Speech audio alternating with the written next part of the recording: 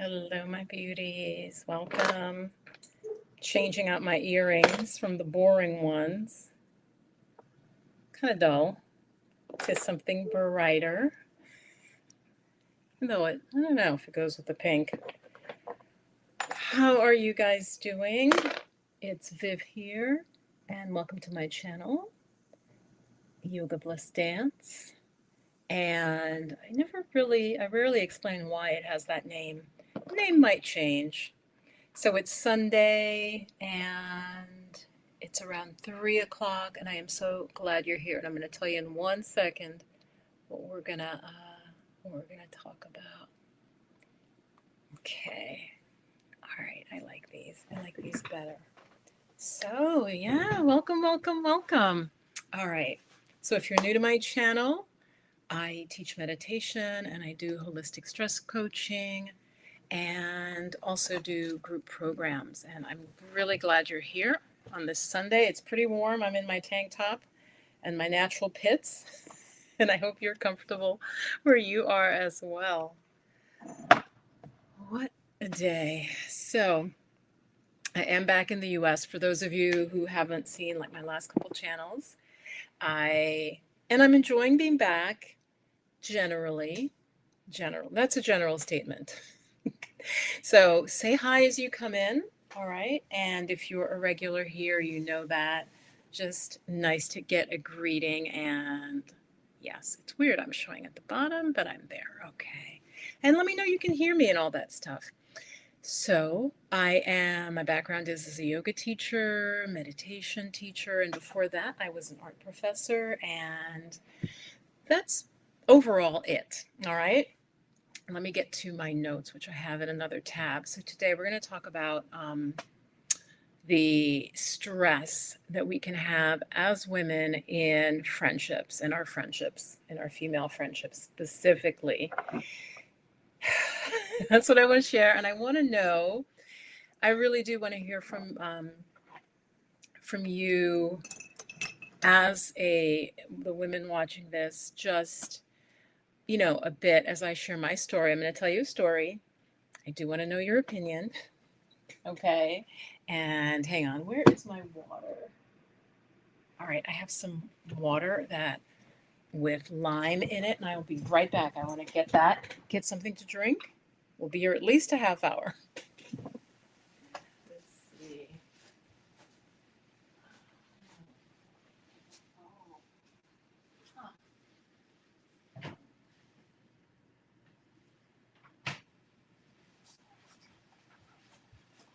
Guys, that is so weird. I got my glass of water and I got my my squeeze of lime in it to rehydrate, and I don't know where I tucked it away.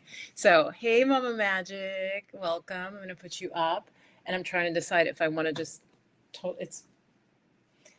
I should start by saying I feel very floaty today. I've been very like upper chakras the last couple days, a lot on my mind. Let me know if you can relate to that at all so I don't feel as grounded. And so, actually, why don't we do together a little grounding practice real quick? And as you come in, if you're watching the replay, you can do this too.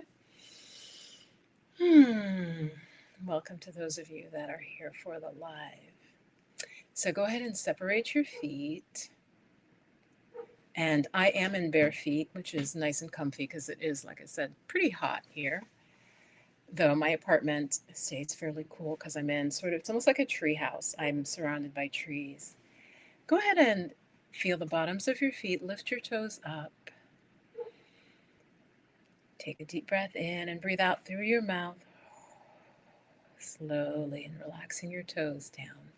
And if you can, just gently press into your feet, right? Just press your feet down. And so this is also good if you're an anxious person, if you suffer from anxiety, just sort of dropping into your body. Because a lot of times when we're anxious and spiritual folks, again, with so much going on in the world, we can be, like I said, very upper chakra and even almost out of our bodies. That's like a thing where your energy is almost scattered. Like literally, it's like scattered out of your system, and we want to bring it all back together. So feel your feet, feel your ankles. Feel your calf muscles, feel your knees and thighs, and just really feel supported by Mother Earth. Okay, you can close your eyes if you like, if you're someplace that you can do that. Feel your legs, feel your feet. And then feel the contact of your body with your chair or your seat. And then scan up through your torso, come up through your torso. Take a nice deep breath in, feel your ribs expand. And exhale through your mouth, nice and slow, slow, slow. Feel your shoulders and your arms. So I am picking up on a lot of sadness. This is really interesting because this happened last time I was live as well. And I'm feeling something with the throat chakra. So hopefully together, yeah, hey Mama Magic, hopefully together we can really express. Maybe for those who aren't able to communicate in the chat or, you know, are somewhere in the world right now where they may not be able to express how they're feeling. But as I'm dropping in, I'm really feeling some sadness coming up, and just see and tune into that. Let me know in the comments or in the live chat how you're feeling if you notice anything. So soften the shoulders, arms relaxed. Come up now through the neck and throat, and then just relax your face. Relax the muscles of your face, your forehead, your cheeks, your mouth. Breathe in, breathe out through your mouth. Soft, slow breath out. Nice. And then we're going to do something which also will help us kind of really feel grounded. Just make a tight fist with your hands and scrunch your toes. Tense your body in any way that you can. That's going to kind of bring you really present because you're going to feel that tension and release it and shake it out. Shake it out. So I'm shaking my fingers. Oh, you could even shake your face, keep your jaw loose, shrug your shoulders. All right, I hope that helped. I hope that helped. Hi, Donna. Welcome, welcome, welcome. Yeah, that's fine. You are driving. So I was just sharing for those who are here live that I feel a little bit like expansive today, a little bit less grounded than I would like. Let me know if that's ever happened to you. I've been like just kind of daydreamy. I definitely think some astrological stuff is going on. This is my birthday month in August, and there's just like a lot of thoughts going on in my mind, and spirit, and this may help some of you. Spirit is telling me in 3 different cards that I pulled today. You can kind of see on my table. That's my basket that has my cards in. And then on the table, I have a reading that I did for myself. 3 different cards of the same thing. You're trying to micromanage the universe. Just let go. Things are going to work out beautifully when you just, don't try to control everything and just let things be, let things flow. It's going to be fine.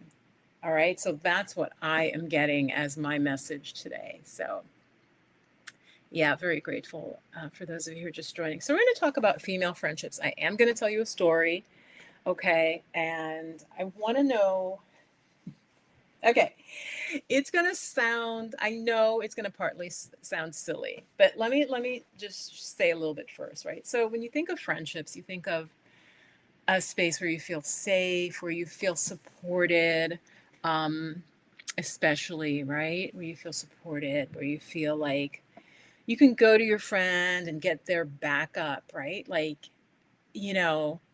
get their, like, it's okay, and sort of be like a sounding board for you where they really hear you and you feel nurtured. Now, I think especially for women, that's what I kind of think of as a friendship, right? So, um, and I think it's probably different for men, and it may vary as you age. So I really want to know what you think about this. Again, we're talking about the stress that can happen in female friendships, like with our best friends, our close female friends, some of the stress that can happen. So for me, and like I said, share in the chat, I am looking for that, just support, just listening, not that the friend has to solve the problem at all. It isn't about them having like the solution for the problem. It's more about just having that emotional support. Okay. And so I wrote down, so some of the stresses can be um, feeling that you're heard, like I just said, feeling like they get you. Um, and sometimes you're not feeling that. The stress of having to shrink ourselves, I'll say more about that in a second, like to kind of not be yourself or to like keep your emotions in check or something. And also that you're giving and receiving, in a good amount that you feel fair, right? So if you have a friend, again, and guys can relate to this as well, but I'm specifically talking to women here and female friendships from that point of view, that you feel that you give and you receive. Now, it may be in different ways, right? Like one friend, I have a friend who's very supportive in like concrete ways. If I need to do something or I need help with something, they're very much there.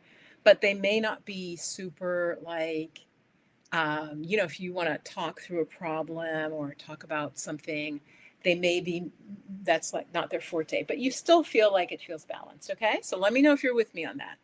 So those can be some of the stresses, the level of giving and receiving, the level of feeling heard or feeling understood, which is what I'm having come up for me and that I wanted to share with you a little bit.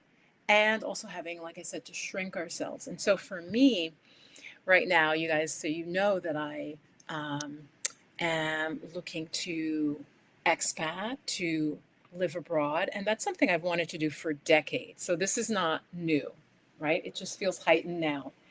And so my closest girlfriends don't really understand that. They don't really understand like they understand intellectually because they see in terms of some of the things happening currently.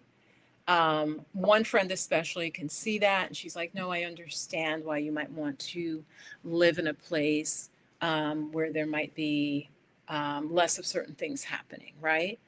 But still, the three closest friends that I'm thinking of, they don't really get like why I'd want to live abroad. So in that way, I feel a little bit like having to kind of not talk about it or not get too excited about it because they're just not feeling that way. Okay. So of course that can give some stress. Now, I wanted to also bring in mindfulness, mindful and define it because I know some of you may not know what mindfulness is. Mindfulness is a subset of meditation. So it's like a type of meditation. And it kind of almost all of meditation involves some mindfulness. Mindfulness just literally means training yourself to be aware of what's happening in the present moment without judgment, with like a kind awareness. So it's like a big awareness of whatever's going on. It would be almost like somebody, if you picture like angels or God watching a fight happen, like some humans are fighting, and that vision where they can see everybody, they can see both sides, they can see the whole conflict, but they're not in the conflict.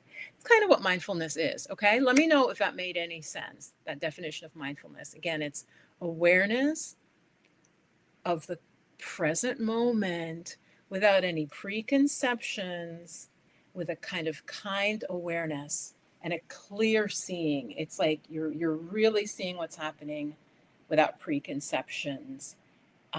Yeah, so that's kind of what mindfulness is. So I want to talk a little bit about how mindfulness can help if we're having trouble with um, with our friendships. Okay, one, it can help us notice.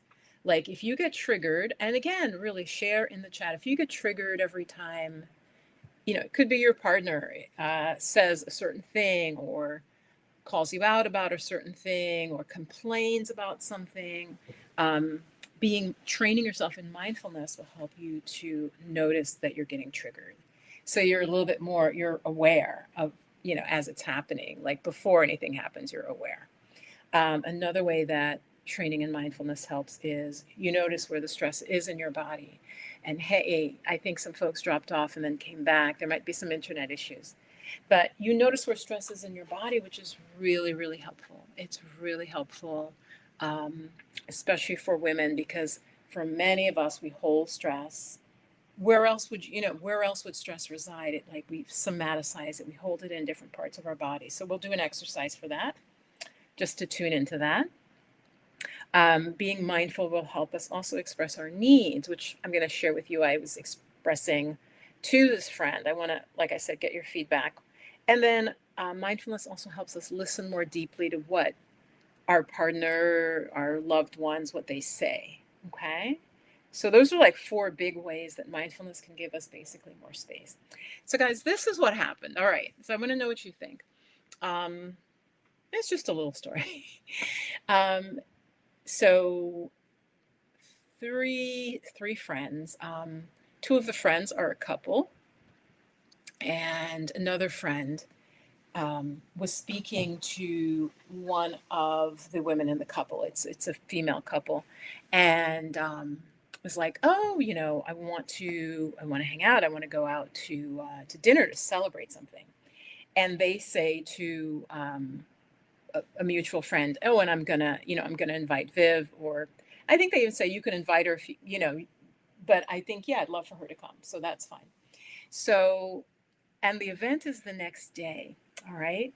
So I don't, know about this yet, but the next morning, I'm talking to the other person in the couple, and she says, "Oh, we'll have fun tonight.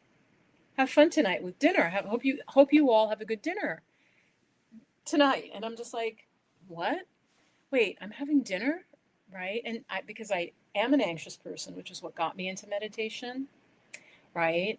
And yoga is because I do suffer from anxiety starting from when I was young. And so I was kind of like, what are you talking about? Hang on, guys. Hold on. I'm just going to close an app here. I think it might be hogging some of my power. If any of you are having trouble hearing me, seeing me, there we go. So yeah, so the person says, yeah, I hope you all have a good time. They text me and I'm like, what are you talking about? Y'all, what am I doing? And what it was is she's just like, oh, I thought you were going to go out with like, you know, my wife and this other friend, let's call her, uh, you know,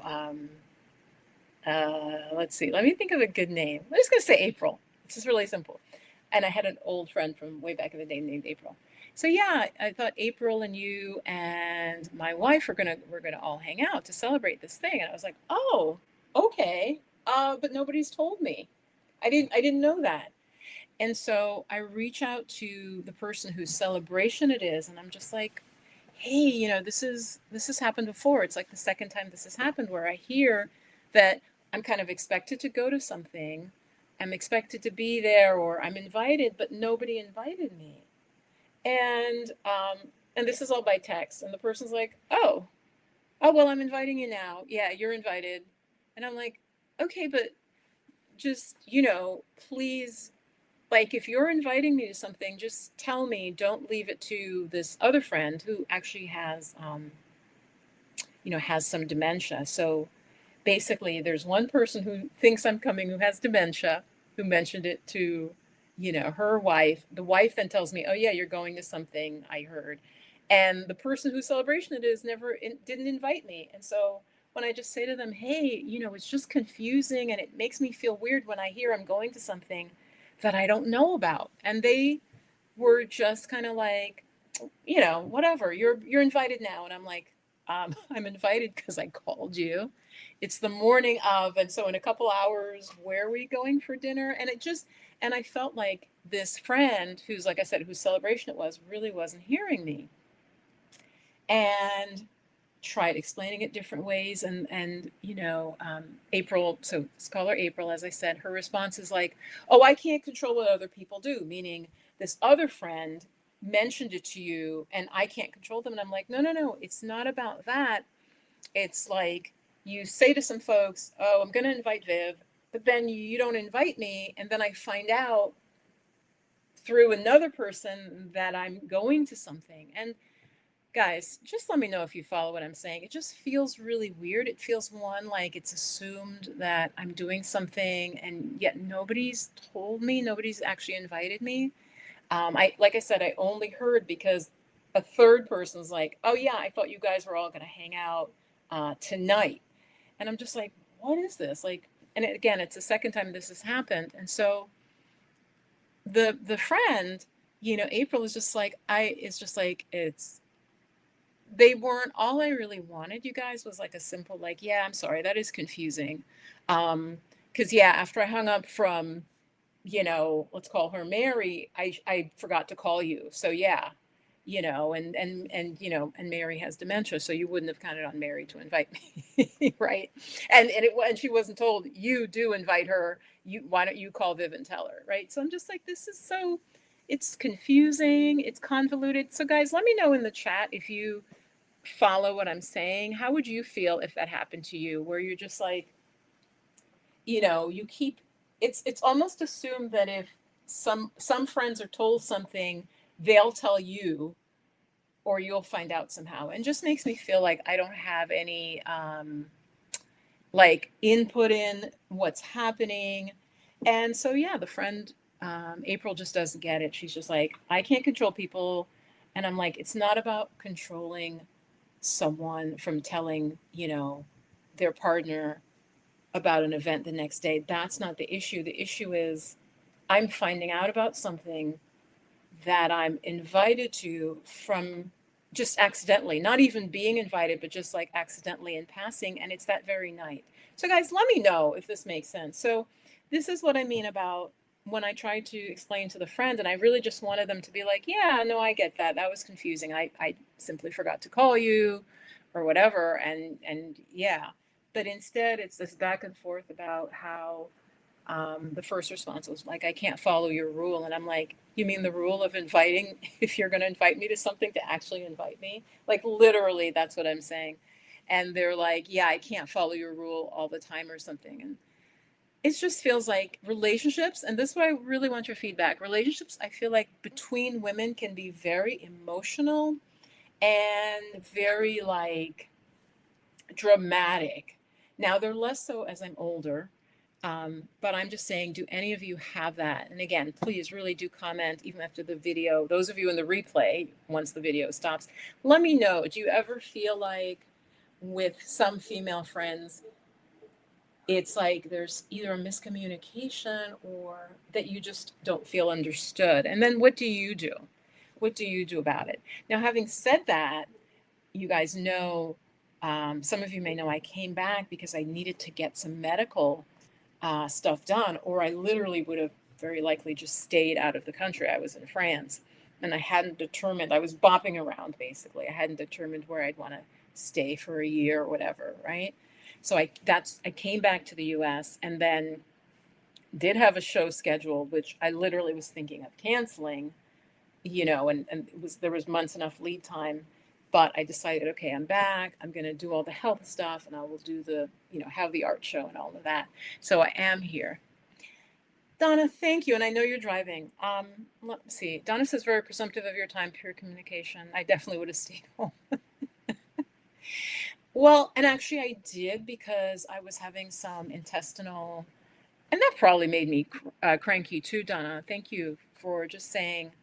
Um, I was having some intestinal issues still related from traveling, like nothing serious, but definitely was still having that. So yeah, I want to know what other women think. And I know I'm not explaining it well because it does kind of trigger me. Like I said, this has happened before, where the same thing with the same couple, right? So of course they talk to each other, which is fine, but it's always this third person who is like, oh yeah, we're all going to do something together, then forgets to tell me. And I'm like, am I being gaslighted? Another friend said, well, I don't think it's deliberate gaslighting, but you definitely have a right to like feel how you're feeling. So I just want to know, because I have poor boundaries because I'm empathic, right? Because I am an empath. And so literally an empath is like you kind of like tune into other people and you feel what they're feeling, right? So the boundary of you and the other person, and I know some of you are empaths too watching this. I know you are. You're sensitive, you're spiritual. And so for me, sometimes I'm like, really question myself, and all I was asking to April is like, just in the future, just really make sure you don't plan stuff like, oh, Viv's going to come without telling me, without inviting me, without just inviting me. And it's literally the same day. It's not like this happened in the event was like a week away or 2 weeks away, that wouldn't be a big deal. Again, I'm not like crazy. Like, oh, it's a birthday party.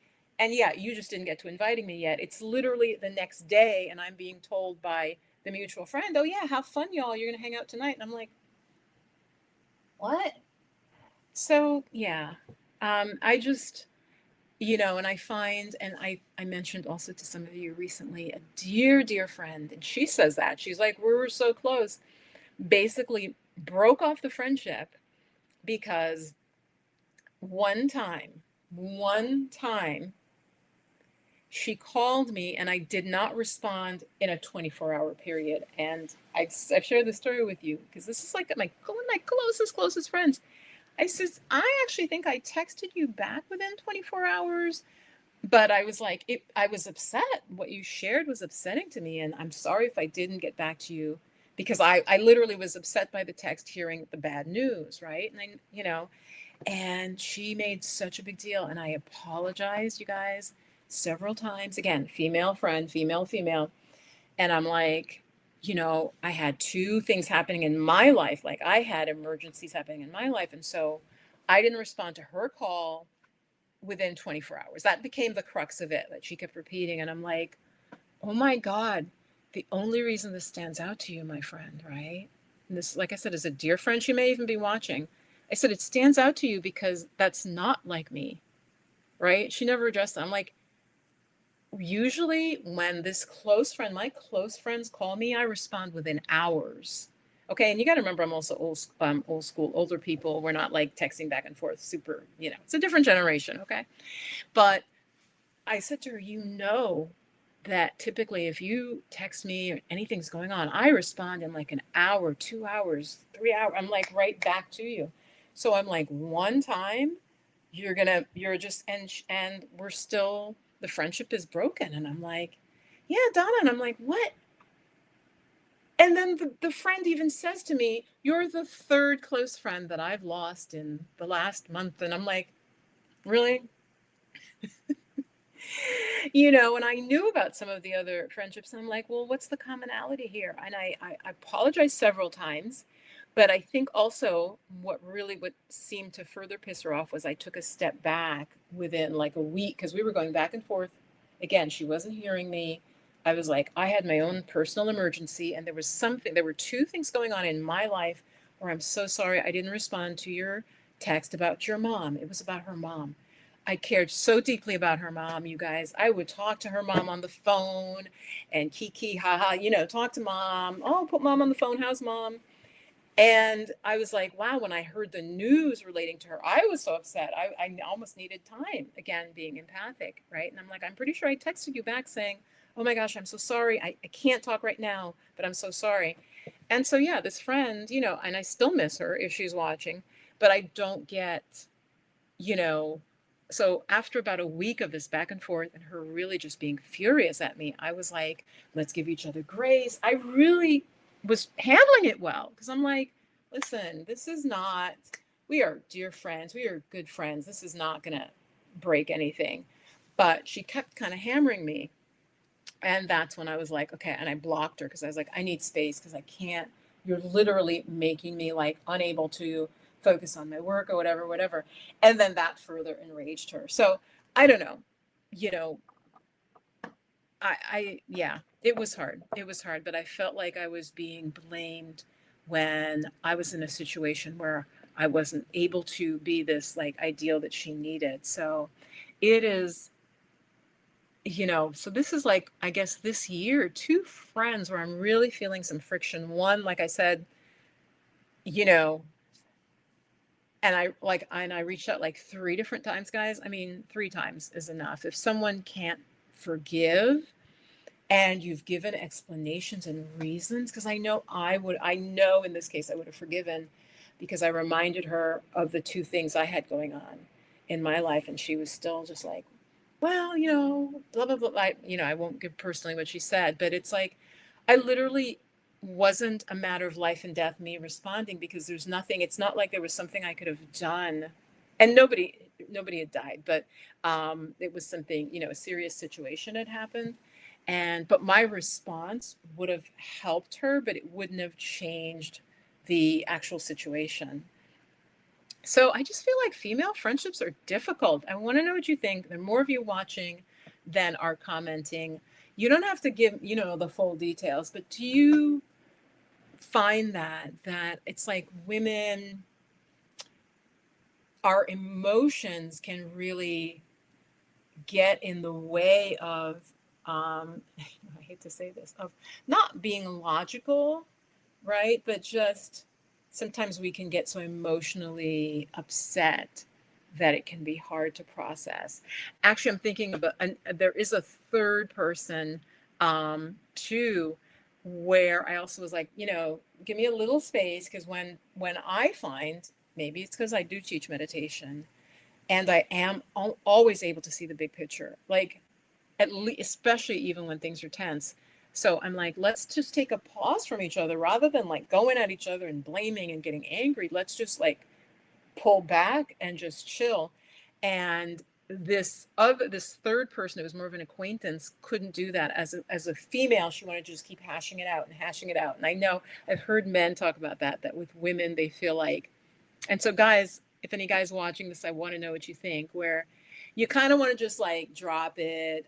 I know, because you know, I've had boyfriends where that's like the case, where it's like, let's just drop it. Okay, we don't need to hash it, reheat it, flip it around, warm it up again, talk about it, analyze the chemical composition. Yeah. So let me know. Donna says, I feel like sometimes people get mad at things, but oftentimes it seems like these folks get mad at things, but they're not at. Wait. Okay, Donna. And I know Donna's driving, so we'll give you grace. I feel like sometimes people get mad at things, but oftentimes it seems that these folks get mad at things, but friend, they're not at. But yeah, Donna, the last part I just don't get. It seems that these folks get mad at things. Yeah. And usually I can guess stuff, but I'm having trouble just with the last part. So anyway, mindfulness does help. And have I been meditating? No. It's like what is it? The cobbler's children have no shoes. So I teach meditation. Do I meditate every day right now? No. And that is a problem. The moment I sit down, because I'm practiced in it, the moment I sit down and do like 20 minutes, I'm like, whew, I feel so much better. I'm like, this stuff is so great. I love this. I should meditate every day. So yeah, let's see what Donna is saying. Mm-hmm. Mm. I feel like, for like I said, the close friend, this is the type of friend, this is how close she is. Because if she's watching, I'm still open to being friends. If we can like stop like blaming, I felt like I was being blamed so much. And I had reasons, like I said, for not responding in the 24 hours. It wasn't like I was like, yeah, I don't really care what was happening. No, that was not the case, right? I had like emergencies. I had like a chronic thing that was peaking in my life, and there was another thing I can't even remember. And she had no forgiveness in her heart. So, Donna, to your point, I feel like sometimes people are responding to their own, like maybe she felt abandoned, right? I think she even said, wait a minute, I think she even said that to me. So sometimes a female friend is putting on you something that really is about someone else, whether it's a mom or an auntie or a sister. That is what, thank you, Donna. Your comment made me get to that. So we do that. I mean, I do that too, right? Like I have some difficult relationships with sisters, my family. And so definitely sometimes we'll carry that into relationship with other women. We're sort of like re-locking into the same trauma drama. So yes, that's what I feel was happening, is in because she's said to me, the friend who got angry about the 24 hours, she's like, I always give so much, I give so much, I'm there for people, and she has this sort of victim thing where they're not there for me, and I'm just like, well, you do give a lot. And I've even said to her and coached her a little bit, it's like, you give almost too much. You shouldn't give to the point where you feel like depleted, and you're like martyring yourself, right? Because we all do that as women. We know we do that sometimes. So we're talking about female friendships, if you're just joining, and how sometimes they can be stressful rather than necessarily feeling supportive. So I was just sharing a story There, let me see. And know before you go. Yeah. Hey, welcome, welcome. Happy Sunday to you too. Yeah, female friendships and the stress in them is what we're talking about. So I'm going to reread Donna's comment because she says, at the end of the day, I feel like they'll be mad that you won't put them on a pedestal. They won't even put themselves on. Exactly. I mean, yeah, it's different things. Like I said, if a friend apologizes to me 3 times about something, I would let that shit go. Now I know not everybody's like me, but you guys, do you feel what I'm saying? Let me know in the chat.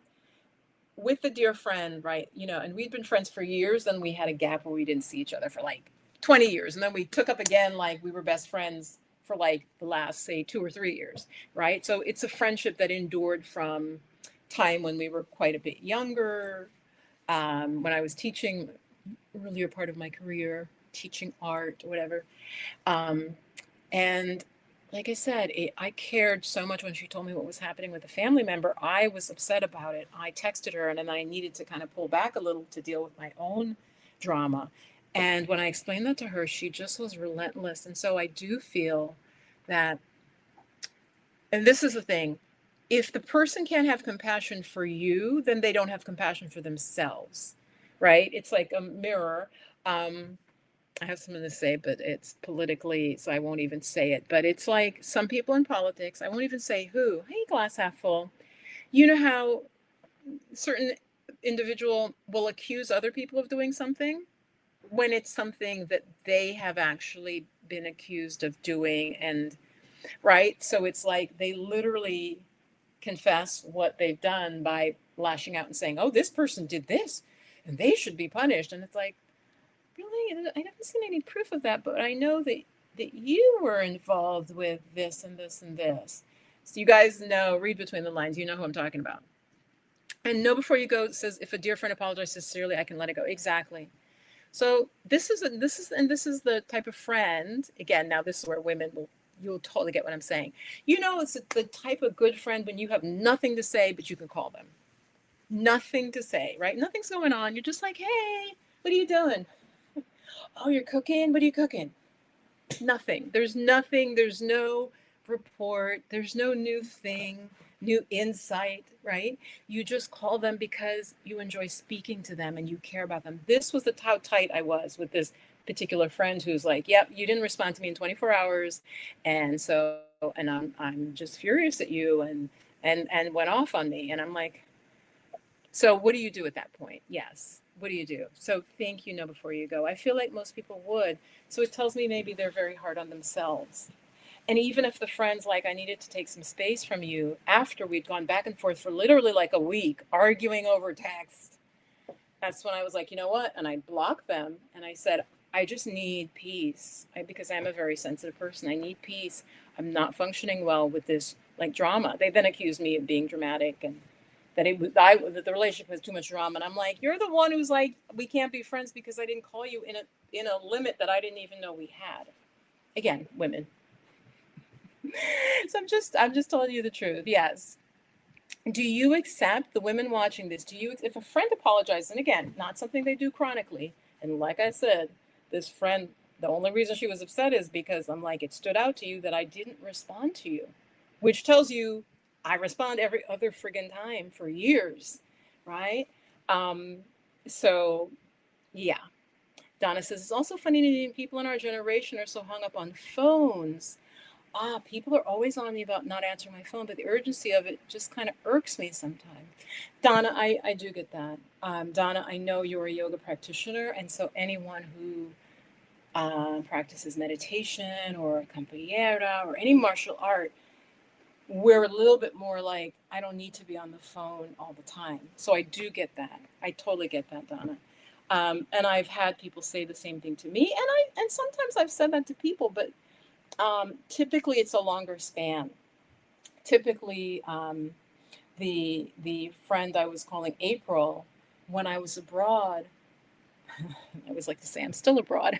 When I was abroad, maybe spoke to me 4 times. I was gone for 5 months, you guys, and I thought this person was a really good friend, and they may be, but then it goes to differences, Donna, and this is what I want to talk about. They're not. I asked her about it and she says, well, I really like to talk to the person in person. So if the friend isn't in front of me and I'm like, it's like we disappear. So again, you guys, I was traveling 5.5 months. So I'm alone traveling through Europe by myself at my age, don't have friends already there, right? And here's like I thought one of my three closest friends barely spoke to me. Again, so Donna, I feel your point definitely. I'm not even like, oh, you didn't call me the next day, I called you back. I'm like, in 5.5 months, we spoke like 4 times, and it was me taking the initiative until finally, and I was like, gosh, I'd really like to can we FaceTime? So honestly, guys, I think I'm talking about the state of friendship in America. Let's just talk about the state of friendship in the United States. Let's be real. I know most of you, I'm not a travel channel. I'm not. There are a lot of beautiful channels by a lot of wonderful sisters of Black women leaving the US, and that isn't the focus of my channel. So I know some of you may not resonate with this, but one of the things that and many women actually of all backgrounds talk about is that in America we're so freaking busy. Like with Donna, it's probably she wants her peace more, right? And it's like, yeah, it's not that urgent. Yeah, really, okay. And Donna, I think the younger generation is more like, they're more likely like text immediately back and forth to each other. And I think we're more of a phone conversation. Actually, I'm not quite sure how old you are. I'm of the generation that was a phone speaking.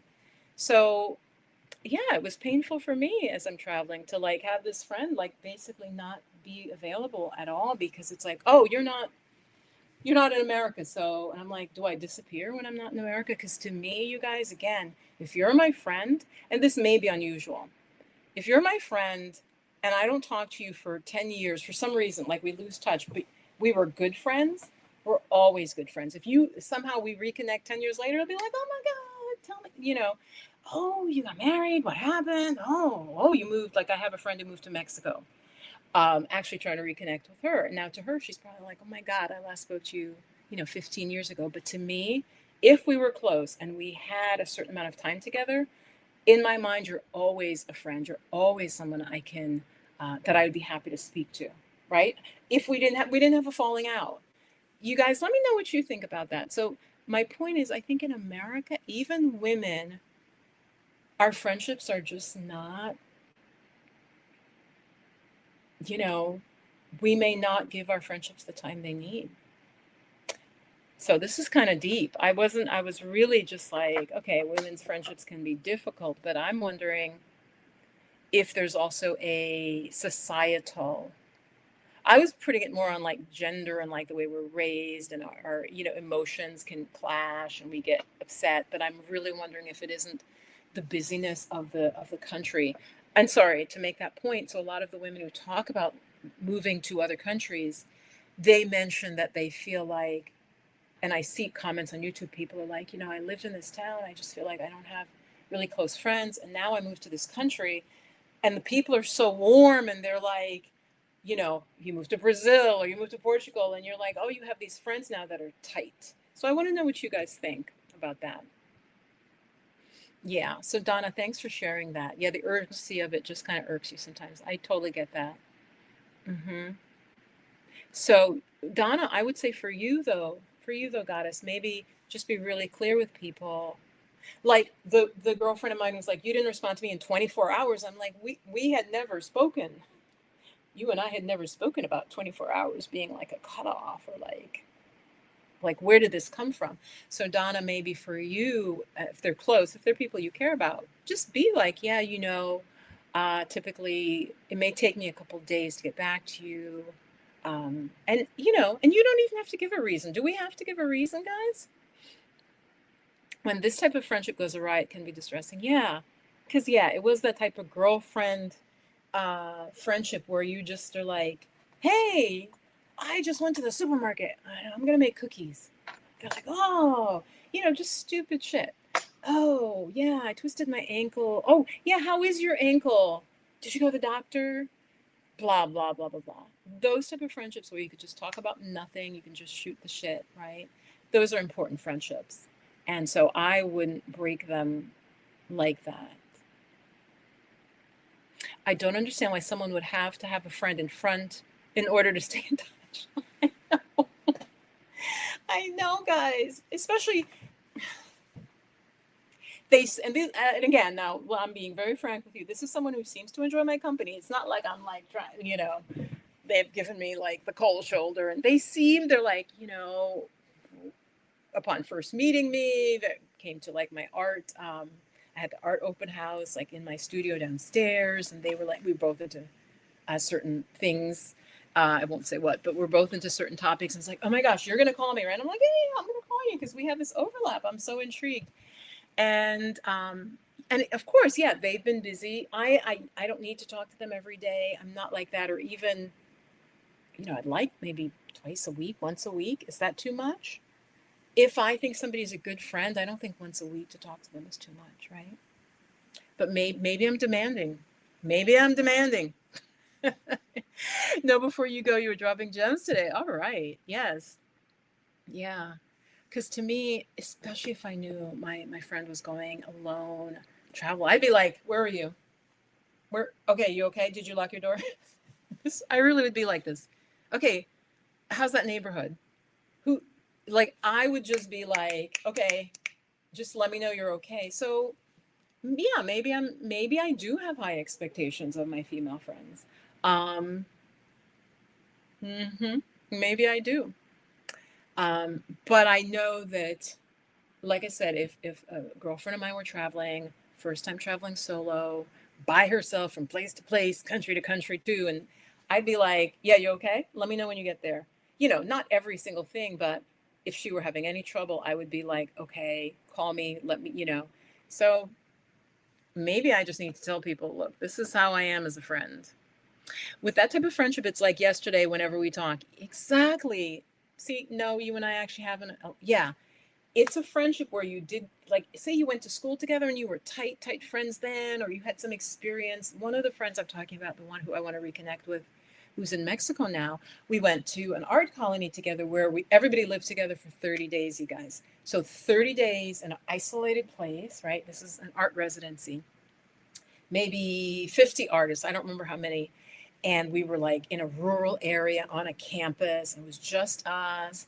We didn't like leave the campus much. It was just very incestuous, right? And so years later, we kept in touch, but now she's in Mexico, still an artist. And I'm like, oh, I'd love to talk to you. So yeah, yeah. To me, it's like we're still friends. So anyway, I do want to pop in here because this video was titled Stress in Friendships. I'm going to be talking about stress because I am getting ready to open up, and Spirit is like, yeah, you haven't been doing, I get the Hierophant reversed when I think it's saying I haven't been doing any spiritual teaching. The Hierophant is like the Pope guy on the, you know and other cards too are like, yeah, you haven't been sharing and you're really ripe to share. There's another card that shows like an apple falling from a tree, and it's like ripeness. It's an Osho deck. I'll show you guys. Hang on, let me show you some of the cards I got today. Let's see. Oh no, it's flowering, answering the call, and ah, these are some of the cards I got. Answering the call, the time is now. And this is a card about taking action. Listen to your intuition, it's telling you what you need to do. And so Spirit has been like, yeah, you haven't taught soulful mindfulness in a while. And then I got this one, medicine woman, medicine man, right? That you have teachings to give. So you guys, and then I'll show you one more card. So soulful mindfulness is going to start in September. I have not set the dates yet. I'm thinking of Sundays, probably late afternoon, because that would allow people on the East Coast of the US to participate, as well as like New York time. Like I base it on New York time, and then I'm like, how early is that? Because the earliest I would do it is 8 a.m. New York time, but I'm thinking on Sunday, because some folks that follow me, they're going to church, and it's like, so Sunday mornings doesn't work. So I think I'm going to do Sunday afternoons. And if, God forbid, I happen to be in Europe, which I don't think I will be at that point, but if it's 4, 5, 6, 7, 8, 9, 10 o'clock at night, I can still teach. I'm a night person. So I'm going to put the link for it because I would love to see you in it. And as I mentioned, you may not have seen my previous video, but I am limiting it this time exclusively for Black women and women of color. And watch my previous video. It's like 6 minutes where I say why I'm specifically keeping this container this time. Um, I just feel like right now, to synopsize it, I'm putting the link in the chat. I just feel like Black and brown women are under such stress that it would be nice to just have a place where you feel like if you are under particular types of stresses and you want to talk about it, you don't want to feel that you can't talk about it. So the link that I just put is for the wait list, and then I will have the dates once I figure out the dates and times. And Soulful Mindfulness is going to teach you lifelong skills. Again, those of you who are new to it, um, to what I'm talking about, I am going to mix in about 25% acupressure points for stress. Hey, glass half full. It's nice to see you. I'm going to mix in about 25% of acupressure self massage. So I will teach you just a simple routine for stress and for sleep. So those two things, there's some overlap in the points. They're very powerful points. And again, I don't do them. I know them. And then I do, like today, I'm proud of myself, guys. Give me some hearts. Actually, I want to see can somebody hit some hearts? I want to see what they look like if they show in StreamYard. I don't think they do. So on YouTube, you can hit hearts on a live, but I don't think they pop up over here on StreamYard, the app I'm using. Um, I did yoga today. I did some gentle yoga. I didn't meditate, but I mindfully did some yoga, and it's very helpful because, like I said, my mind has just been, and I don't know if it's the Mercury thing because Mercury is now direct, but I really am governed by Mercury. My mind, when Mercury was retrograde, was really a lot of stuff was coming up for me about my thought patterns, beliefs. I really was having this healing happening, so I'm grateful.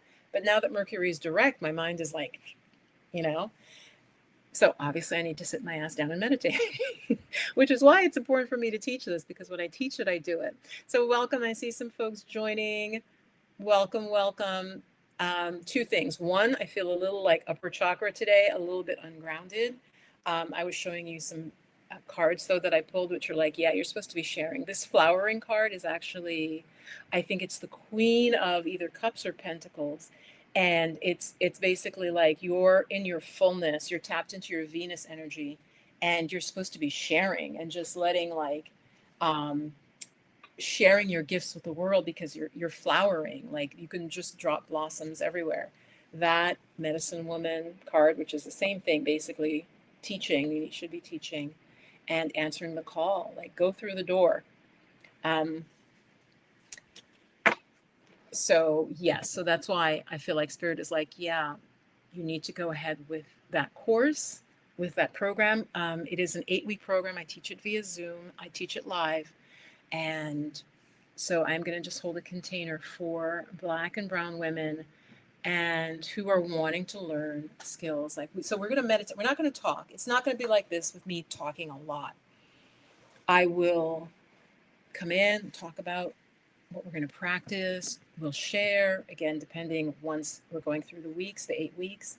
And then we'll literally just practice our meditation. I'll guide you, teach you how to do it. And I teach 4 different practices, okay, during the 8 weeks. And then with the acupressure, I think that's enough. And you can come back and ask me questions and tell me what's happening for you. I have testimonials because this has run, I think I've run it 3 or 4 times now. I'm really bad, you guys, with keeping records. It's the artist in me. I am just like, I write a note, then I put it somewhere. I write another note, and I'm like, okay, I've got notes there. So I think I've run it 4 times, but it may be only 3 times. I've taught it at least 3 times. Have the testimonials on the page, so check that out. And if you join the wait list, you will be the first to hear and get the early bird. I'm going to make it very reasonable, very, very reasonable. Probably about the price of a yoga class in a city, each one will be. And I'll have that price as the early enrollment. So join the wait list to get that, okay? let's see, Donna says, so thank you for your comments. And I see some new folks. So hang on, I'm going to definitely read your comments. We were talking about the stress in female friendships and how our emotions and just like expectations can be hard, especially because we are such a diverse country. And even, you may have some things in common, but you may come from a different, I'm from Jamaica, maybe the friend is Canadian, like different, just culturally different. And so there's different expectations as to what friends do and don't do and all that. Donna says the empaths, we don't get checked on the same way either. We're often expected to be there for trauma dumps. Mm-hmm. Yeah. Donna, I feel like that's kind of what it was with my friend. And I wouldn't have called it a dump per se, because it was about a dear, very close family member of hers. It was about her mom. So I wanted to hear, but as I said, the news was a little bit was she'd had like just a medical event, and I was like, oh, it was like it was almost not to that degree, but it hit me because I know how close she was to her mom and how she's, been there for her. So I literally even needed time to process what she had shared with me via text. And then, yeah, so I would have been there for her because, yeah, she had been there for me. But there was this gap, that set her off, which is what I'm saying with friends. Now, I feel like this thing, if you had a mother that was nurturing, my mom wasn't particularly nurturing. And I mean, I love her to death. She went through a lot of trauma. And so growing up, she was I think I've used this phrase, the good enough mother. She didn't have extra to be like the kind of quintessential stuff you think of as American, like birthday parties. Like it wasn't like that, guys. Growing up, I didn't have, one of the really nice things I remember my mom doing for me, that's one of the, obviously giving birth and nurturing me and feeding me, but life was just like, okay, I've got you food, you've got a roof over your head. That's, was some traveling salesman for encyclopedias convinced her that encyclopedias would help me with school. And she bought me a set of overpriced ass encyclopedias before the internet, right? So it wasn't like we had computers, we didn't. And so they're like, oh, this will have all the information she needs to do her homework. And I do remember that. But for my parents, as working class parents, it was more like, you've got a roof over your head, you are not homeless, and you do have your 3 meals. You definitely have breakfast. You can go get some eggs if and make your breakfast if you want. There was always food, and there's a roof over your head. So anything beyond that, and there's TV, you can watch TV. Listen, is anybody else raised like that? It's like, just, watch TV, so you're good. Um, but there wasn't like enrichment or you're going to take these classes or honey, I'm going to read to you. Let's read, like none of that stuff that you see in movies that, and I don't know, as a Jamaican American coming here, African, Jamaican American, maybe, it's just different. Maybe it was my household. I don't know. I don't know. But they were doing the best they could. And they're like, you have the basics, so you're good. Right? You're not out in the rain. So Donna says, let's see what Donna's like, hence why I answer the phone last. Okay, because you feel like, I got you now. I see. You feel like you're there for people. You listen to their drama, right? I could see that, Donna, again, because of your background and your spirituality. So yes, yeah. And glass half full. Hey, I find that relationships vary with different people. I have one friend where we don't talk all year, then we get together a few times every summer for walks and we catch up. Yes, right. No, and that's fine. If that's the pattern of the relationship, thank you for sharing. Like, I'd be cool with that if I know that's kind of the relationship we have. Imagine though, if you were more like talk twice a week, talk once a week, and and then suddenly it shifted. I think that's the only thing. But yeah, no, I get that. Yeah, but for some reason the summer is when yeah. I think it's fine as long as both people in the friendship feel that they get what they need from the friendship, right? And like I mentioned, the give and receive. And Glass, I know I need to email you back. I actually did not read the email. I figured either either something's in there or not. I don't know. I was like, okay. So yes, this is the mindfulness program. Again, I'm limiting this cohort. I want to test and see. Now, typically in my mindfulness program, it would be vast majority Black women. So it was always, but I didn't explicitly say, right? Because, and as I said in my previous video, I want, especially for women, to be able to come together in community for healing the whole planet. But I think right now, with the craziness in America, the increased racism, the increased sense of being emotionally and psychologically assaulted. And I guess, what is the number? 300,000 Black women lost a job. I'm still, honestly, guys, can you tell me? Like, I don't understand. I mean, I literally, was it the government jobs that were gone after? Because that was part of it for them, is that a lot of government jobs did allow Black and brown people to have very good jobs, buy nice homes, because it was a very steady job. Now, I've never worked for the government, but yeah, I don't like, how did 300,000 Black women, like, what happened? Prophet Mother, hello, Prophet Mother. It's so nice to see you. Um, yeah, I'm sure you could actually add a lot, and maybe we should, let me reach out to you, maybe do a collab. Prophet Mother is a therapist, you guys. Check out her channel.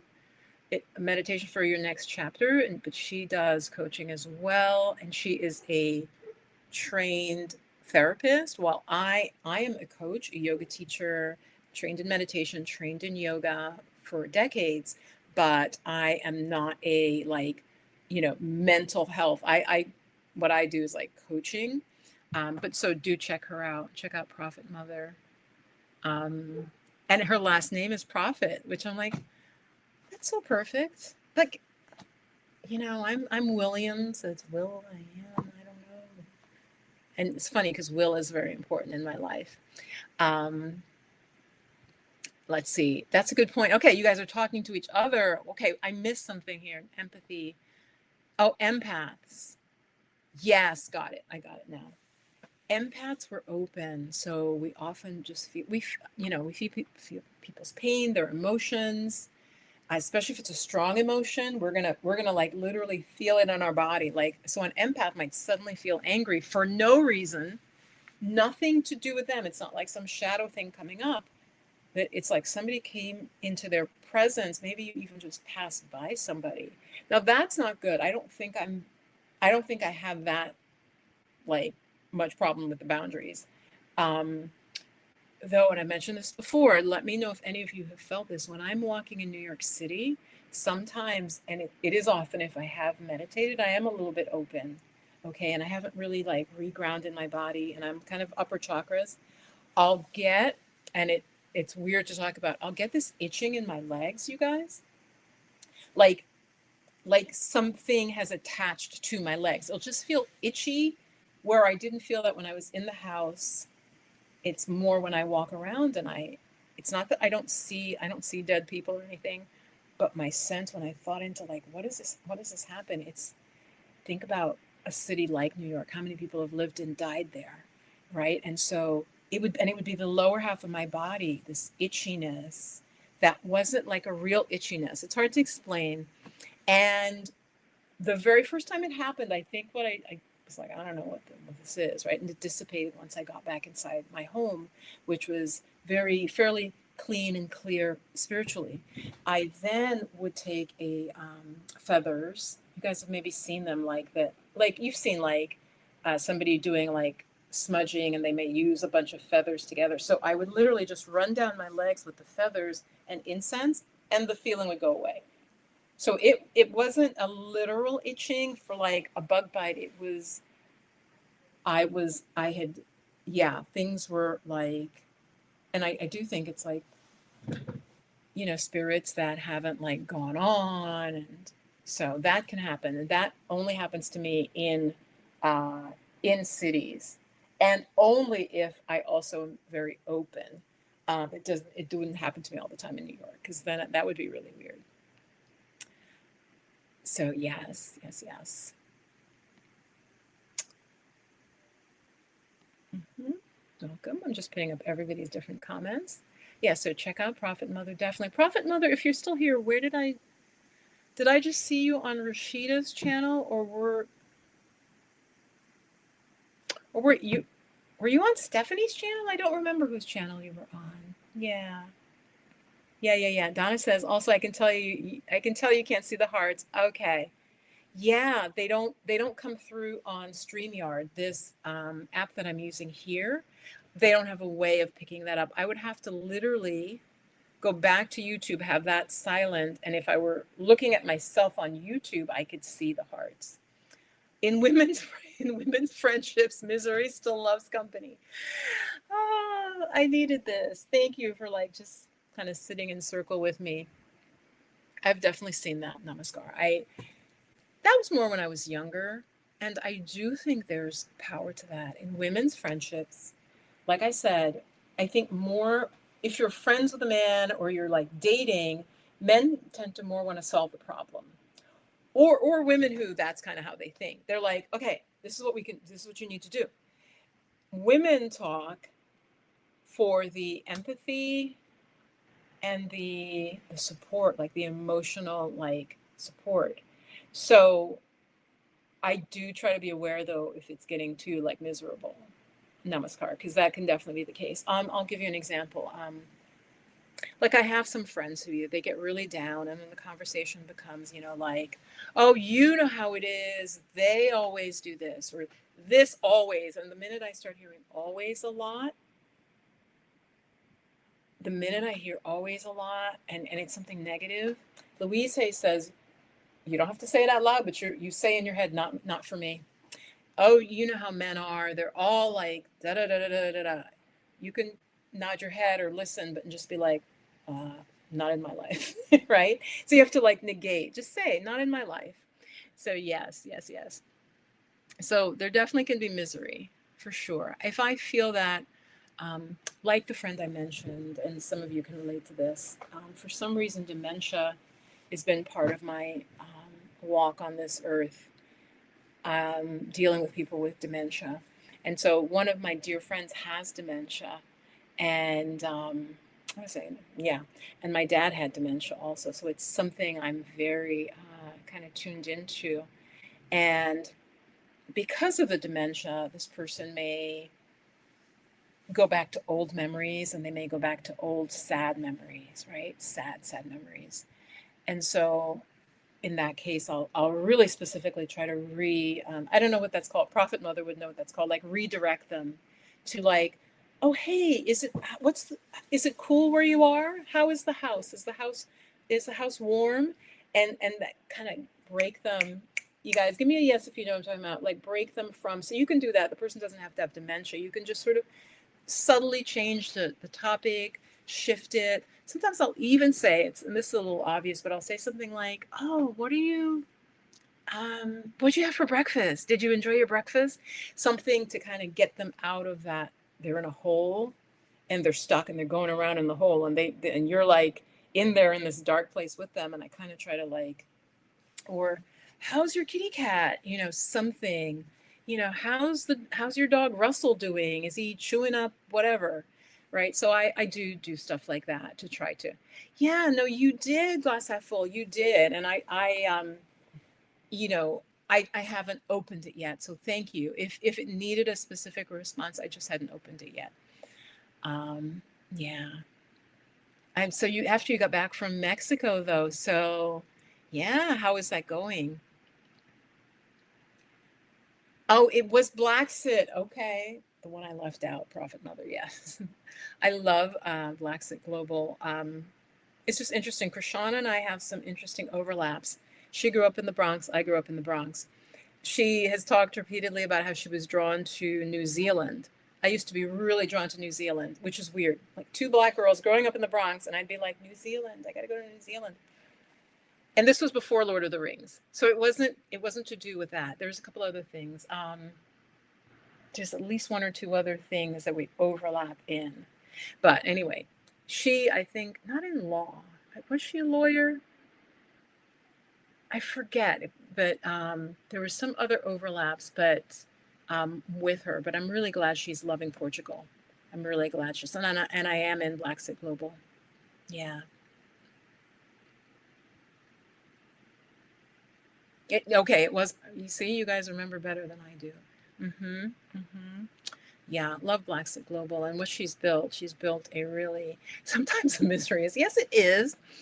That's what I'm saying. I think it's okay. Like if somebody's going through a breakup, you guys, I won't say which friend, but like some of the things that I've mentioned to you, talk with them through a very difficult relationship, a toxic relationship, was there for them for months, actually probably over a year to try and get out of this toxic relationship. Um, so I'm there for that. If the person is truly struggling, I'm there. I'm there for that. At a certain point, I will be like, okay, and I did have to put a boundary. I was like, I can't listen to talk about, like, if someone is abusing a friend of mine, at that point I start to feel like I'm being abused. Does that make sense? And the friend is coming to me and telling me about the abusive language, the abusive situation. At that point, I kind of did, in one of my friendships, say, and we were still able to be friends at that point because I said, this is so painful for me. You're telling me how, let's call them Joe, how Joe is mistreating you. And it just hurts me so much. And I feel like, I'm giving advice and and you kind of know what you need to do, but you're there and it's just hard for me to relive it with you. And the friend understood that. And I really thought I handled that well because it was hard. I didn't really want to tell, like I said, a friend, I didn't want to tell a friend, I can't listen to this anymore, but it was starting to affect my mental health. So again, let me know if you guys have um, experienced stuff like what I'm sharing.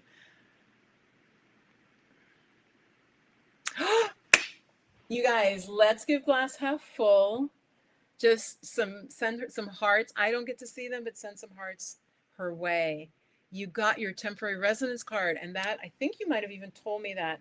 I believe you said that is for 2 years, right? I think that's for 2 years. That's fantastic.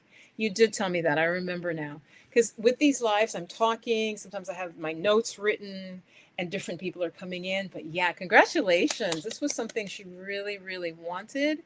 So she has now gotten her temporary residency card from Mexico. That's fantastic.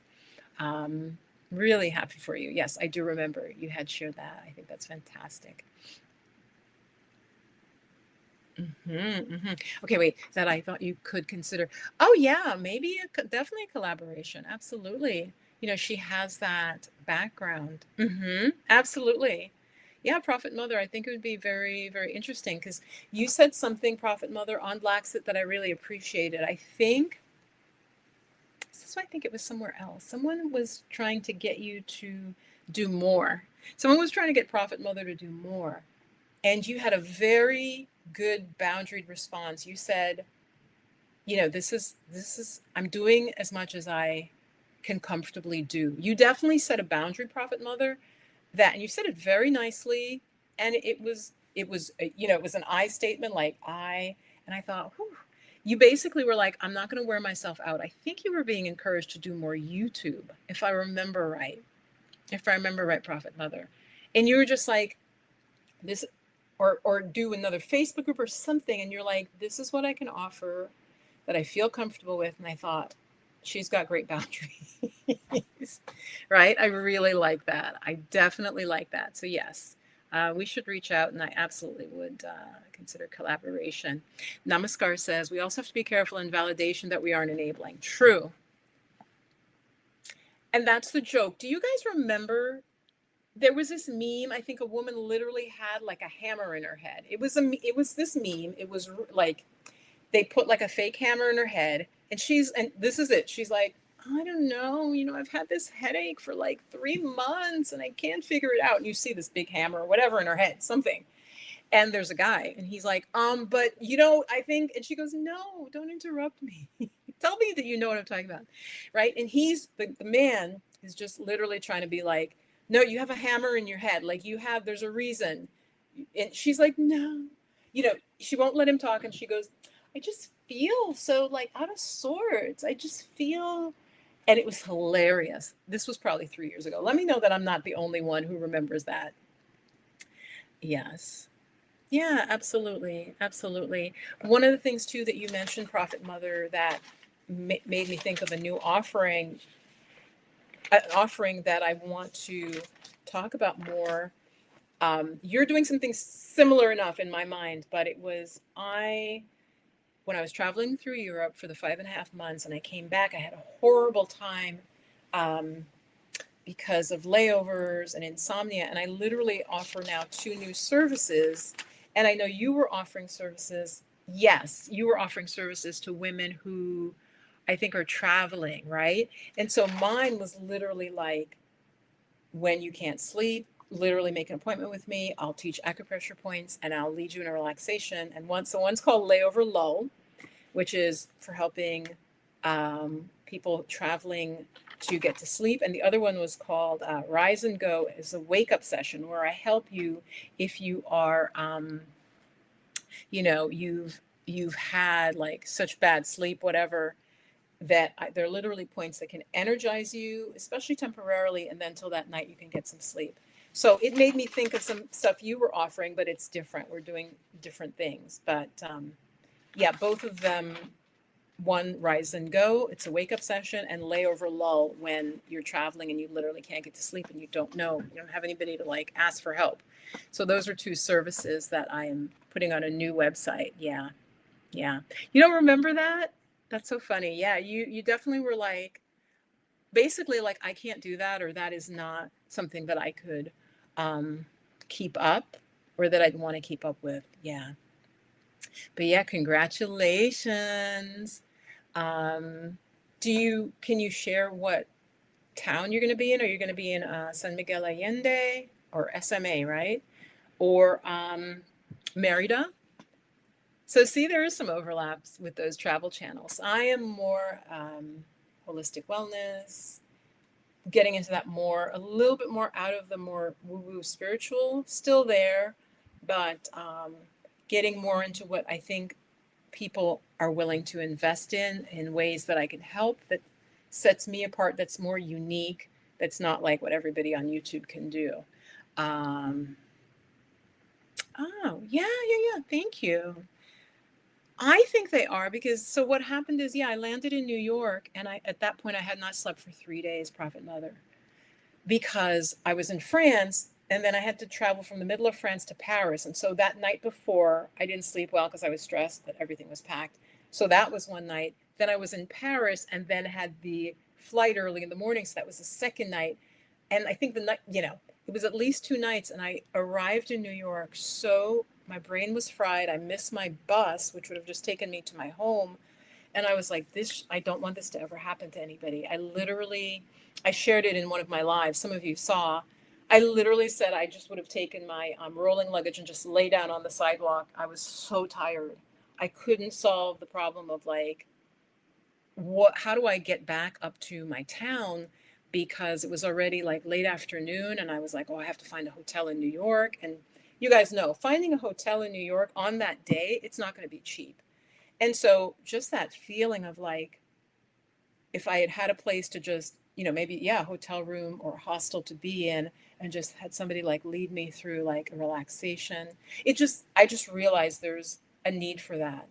Um, so I came up with the 2 and then I was like, and if you don't sleep and say you're a business person and you need to get up, you've had a layover, you flew overnight, you had a problem, missed or whatever, how can I help you get up in the morning and get your meeting and be fresh, right? And so again, yeah, there are acupressure points that can do that, and some yoga breathing as well. I'm just looking at my notes of what I had come up with for those. Mm. So you could function on very little sleep.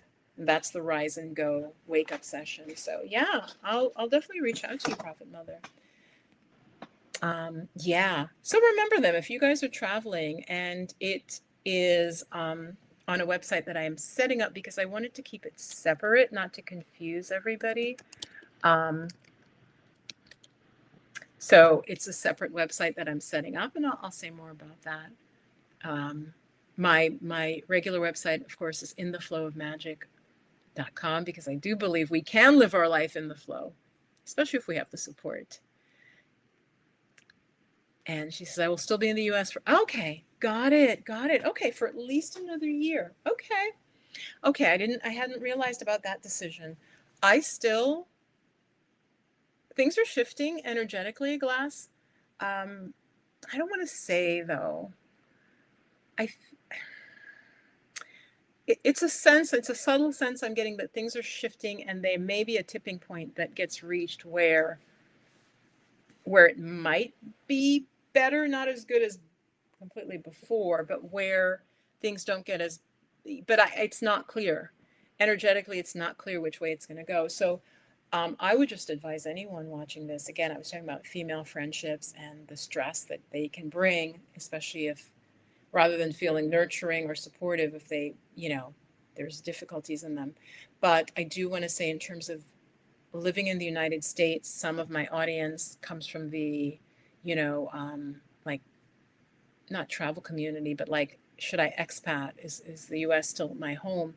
And so glass half full, I would still say, I think it's good to get out sooner rather than later. And I'm remembering something you had shared in terms of work. I think that sometimes we can think we may not have enough money saved or something, or enough resources, and you might want to check. I'm really quick. I'm going to put Rashida Dow just had a video that you may want to watch. Any of you who are considering leaving the US, let me go to my history, because I was watching it and I thought it was a very good video, and it's called Make Your Move Abroad Checklist. And she talks about here. One of the things she says is, don't put money as the first thing. And Glass, I don't know if you are, but I'm just thinking, often this is Rashida Dow's video about Make Your Move Abroad Checklist. And she says, like, in that checklist, money isn't the first thing. There are other things that you have to know where you're going to go, and what you're looking for. And often, not always, but often, as Americans, let's be honest. And again, I'm working class. I come from a working class background. I like to say the intelligentsia, very highly educated, but working class, right? Went to college, as many people are talking about now, the whole dream of America. College will, move you up. For some Black women, it did. But for many of us, the pay didn't match, nor did the promotions match, right? But we have the college loans, we have the college education. So I think for many of us, it feels like, okay, I don't have enough money. So glass half full, just check out her video, all right? The link should be live in the live chat. So if you click it, you should be able to open it. And again, also as part of my coaching, there are different types of people. In Ayurveda, there are 3 main types. And Glass, you are more of a Kapha type. And the Kapha types, they're more earth types. It's really sweet. Like, Ayurveda can be very helpful, you guys. It's a holistic healing system, a system of knowledge that predates the West. And so, Glass, you're more Kapha type. I'm more of a Pitta, and Pitta Vata. And Pitta Vatas are more like, okay, I'm going to leap. After I've leapt, I'm in the air, and I'm going to be like, okay, I'm going to figure out the landing, right? While Glass, yeah, you're more the earth type. Pittas are like the fire types, and I have Vata, which is also like air. So the creative, but also, so it's just really interesting. So you feel comfortable going slowly. You guys, I'll share this just for those of you who don't know, who are still here. Prophet Mother, I got a sense that you're a Pitta, that you're a balanced Pitta. President Obama was a Pitta. He was a very balanced Pitta. Pittas often speak very well. Okay, I should do a video about this. You guys, let me know. Okay, I can't see hearts. Just say yes. This is part of what I incorporate in my coaching, but I think, yeah, Prophet Mother, you're definitely Pitta, probably Pitta Kapha. There is a quiz. Let me put it up because this is a wonderful quiz. If you are interested in holistic systems, Prophet Mother, I'm just going to put this here. Hold on. And then, hold on, I'm going to get the direct link here. This is where I buy my herbs from. And so I'm going to put this link, and there's a quiz to find out what type you are. Now, this isn't like, remember that ectomorph, mesomorph? That was probably based on Ayurveda. Okay, this is an ancient system, thousands of years old. Oh, you love a quiz? Okay. Check that link. You're going to love it. Actually, I shouldn't say this. I should say you're going to love it. But they had a more in-depth quiz that was like 10 questions. It was more complex, and I liked it better. They've recently shortened it. But if you're honest with yourself and you answer honestly, I think it will still give you good results. So Vatas are it's a body mind type. So Vatas tend to be more slim. And also they're a little airy. My friend who passed away, Ken, complete Vata. Like once you learn Ayurveda, you can predict what the person will do. He was complete, airhead. He'd lose his phone. He'd lose his keys. Incredibly creative. He would forget to eat. He was making art. He wouldn't eat because he was so into his art. Very, very thin. You could see his joints. His joints would be big because he was thin. So that's more of just a general of what a Vata is. Their strength, their gift, their godly gift is that creativity. They're spontaneous. They're flexible. Of course, that can be the negatives as well. Pittas, which I thought I was always Vata. Someone literally did my pulse, and she's like, "No, you're Pitta." And I was like, "Oh my God, my mind is blown." She goes, "You are definitely a Pitta."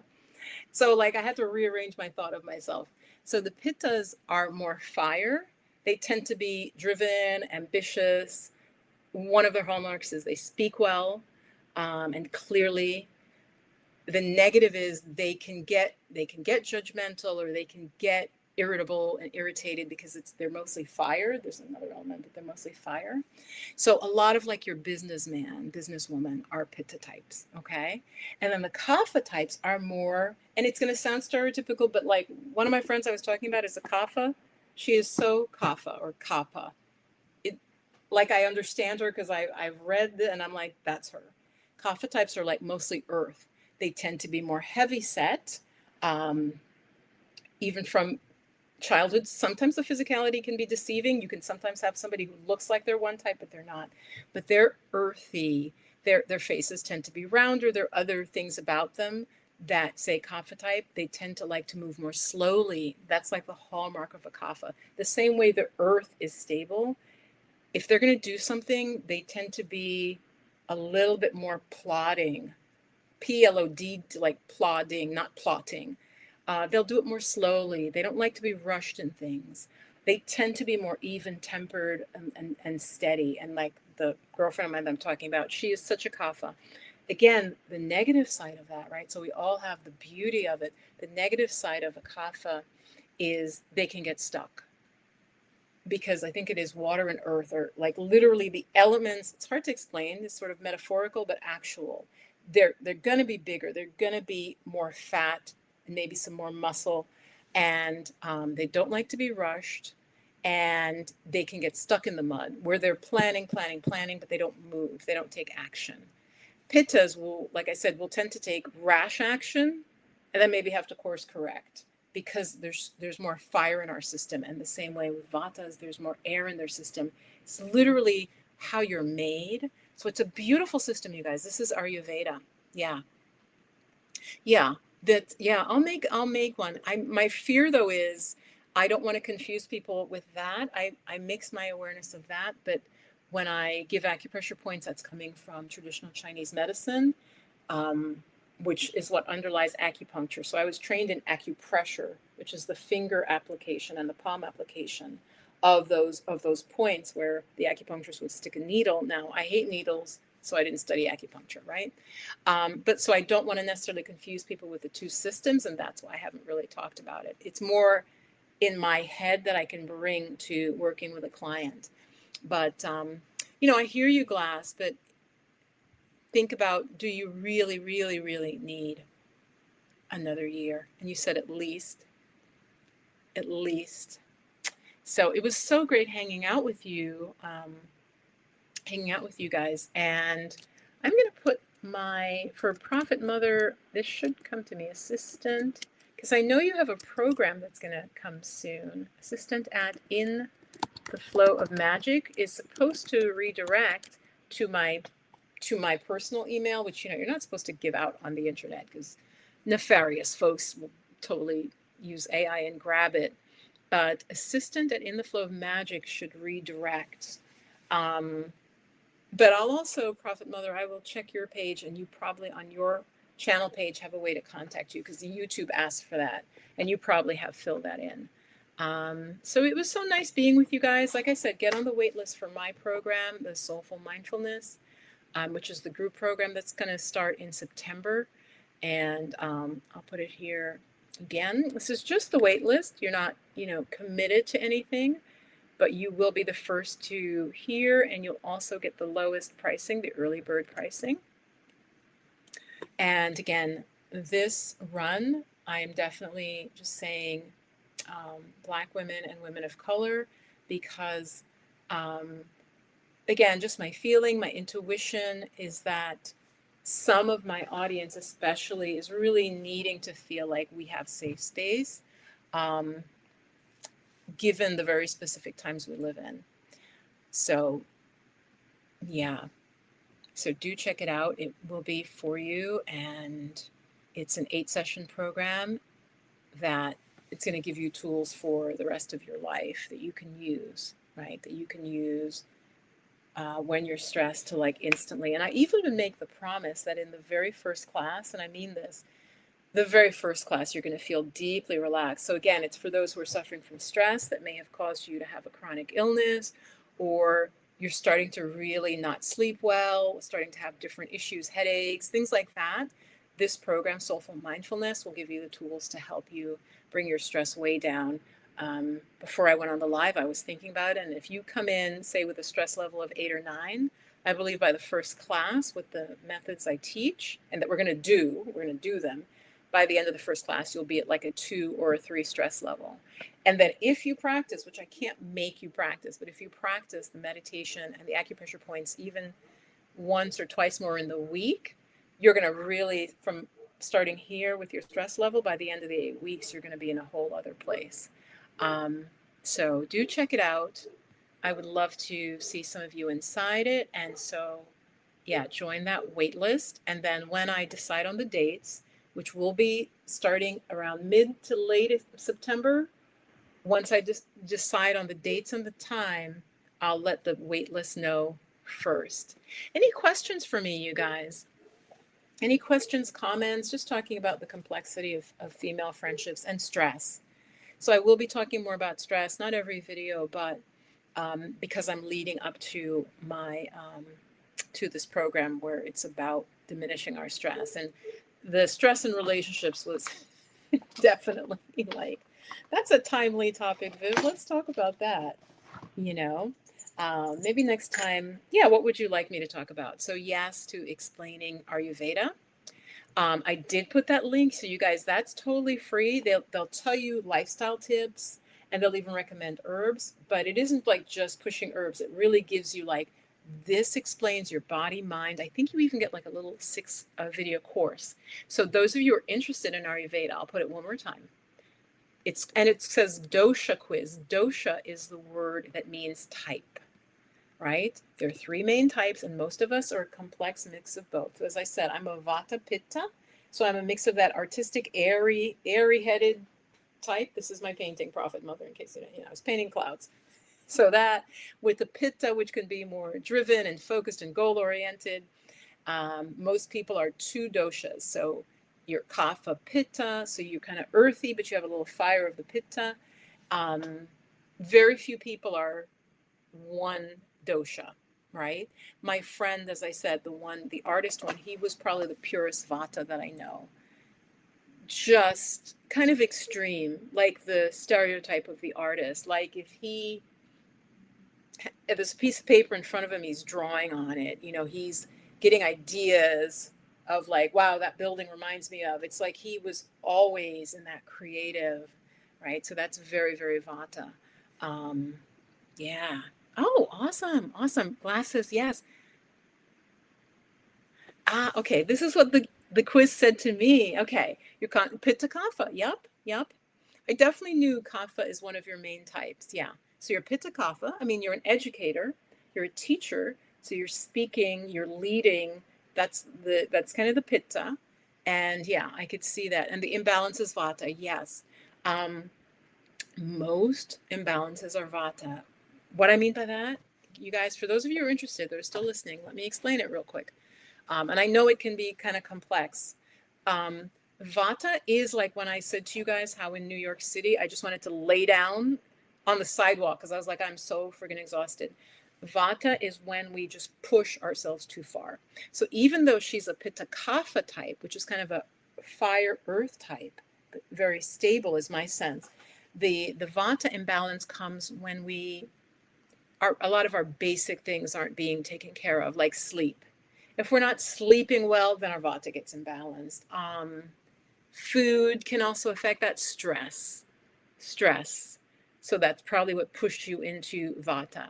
So we have our born type, which I think is the Vikriti. I can't, it's Sanskrit, I can't get the word, but like your type, and then your imbalance is the temporary where you are.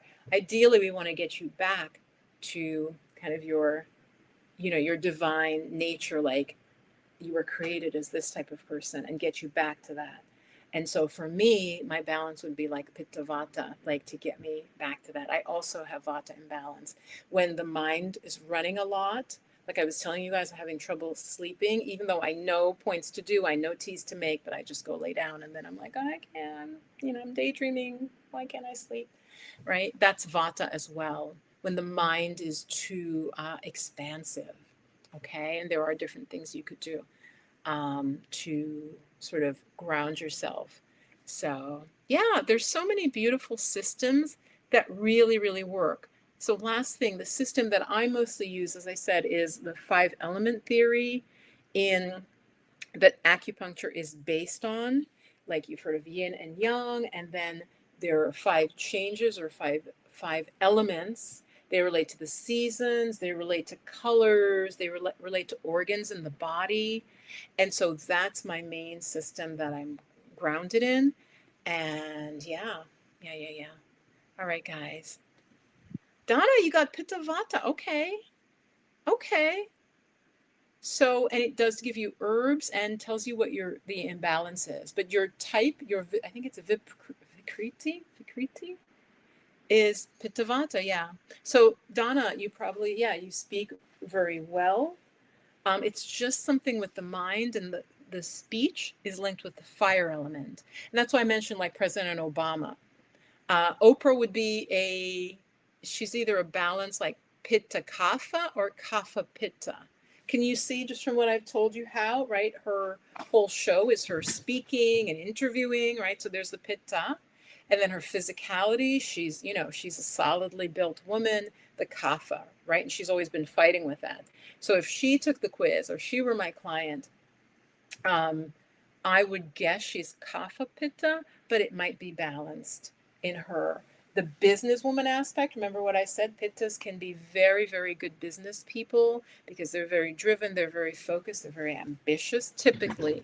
And so if you have a good amount of Pitta, you will have some sense of ambition and drive. It may not be for business. Maybe you're a humanitarian. Maybe it's, it can express in different ways. Oh my goodness. Okay, we'll see. Prophet Mother, that's hard. When you're three, if you're the three types, that's harder to balance.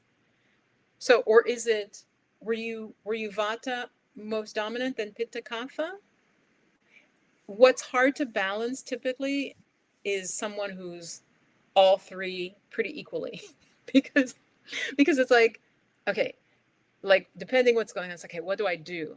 While if you're one type more, it's easier to sort of like, okay, this is what I need to do. Like for instance, my Kapha type, my Kapha friend abhors exercise. Okay. Because she's like, it makes her too hot. She hates to sweat. Kapha types, the best thing for them is exercise. So often the thing that we like that we naturally do is what imbalances us. And this is deep. I should make a video just saying this, just this part. So again, kapha type people are more heavy set, like to move a little more slowly, often a little more placid. What really helps them is movement, but they may not want to move, right? And vatas are almost the opposite. Vatas should like slow down, sit down, meditate, be more still, but it's almost impossible for them because they always have a creative idea. Oh my gosh, I got to go to the store because I'm going to do this. Right? They're constantly moving. Like that's a vata. And that feels natural. But if coaching a vata person, I need to try to slow them down. And the best way to do that is for them to understand what's going on, but also probably herbs because they're so vata. Often vatas have trouble with insomnia. Like I said, that when other types have it, it's an imbalance. So anyway, it's complicated.